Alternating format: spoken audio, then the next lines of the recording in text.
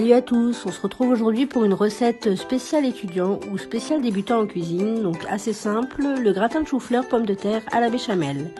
Donc on commence par couper le chou-fleur en quartiers, donc vous pouvez enlever soit les fleurs ou soit le couper en plus petits bouts. On le rince et on le met dans le panier vapeur. Donc moi je le cuis dans le panier vapeur du Magimix, mais on peut très bien le faire cuire dans un cuit vapeur ou à l'eau tout simplement. On va également faire pareil avec des pommes de terre qu'on va éplucher et laver. Et on les coupe en morceaux, donc soit plus gros ou plus petits selon ce que vous aimez. Et on les rajoute au chou-fleur. Donc là, moi je les ai fait cuire 40 minutes. De toute façon, pour savoir si c'est cuit, vous piquez avec la pointe d'un couteau. Et si ça rentre facilement, c'est que c'est cuit. Après, vous pouvez les laisser toujours un peu croquants pour qu'ils finissent de cuire en fait au four avec la béchamel. Donc là, vous voyez, 40 minutes à 120 degrés avec le Magimix. Après, c'est tout à fait réalisable sans robot, hein, juste avec un cuit vapeur, c'est faisable aussi. Donc une fois que le chou-fleur est cuit, on va préparer ensuite la béchamel. Donc vous voyez là, c'est bien cuit, ça rentre tranquillement dedans. Donc moi là j'ai fait une portion à peu près pour 4 personnes. Donc ensuite on va s'attaquer à la béchamel. Donc on met du beurre. Donc là j'ai mis à peu près 20 g de beurre et 20 g de farine.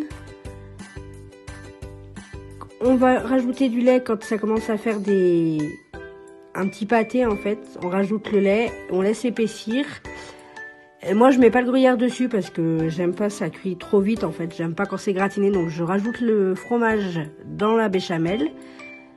Du sel, du mélange 5 baies, donc c'est du poivre. Après vous pouvez mettre ce que vous voulez, vous pouvez mettre de la noix de muscade, du piment, enfin tout ce que vous voulez dans votre béchamel. C'est selon vos goûts. Je préchauffe mon four à 180 degrés. La béchamel, faut qu'elle ait la texture quand même un petit peu épaisse. Après si vous préférez plus liquide, c'est à votre goût. Ensuite je vais mettre le chou-fleur et les pommes de terre. Donc là je m'étais un peu loupée, j'avais pris un plat un petit peu trop grand par rapport à ma quantité de chou-fleur, mais bon. On y ajoute sur le dessus la béchamel. On vient bien napper le chou-fleur et les pommes de terre. Et on enfourne à 180 degrés pendant à peu près 10-15 minutes. Et voilà le résultat.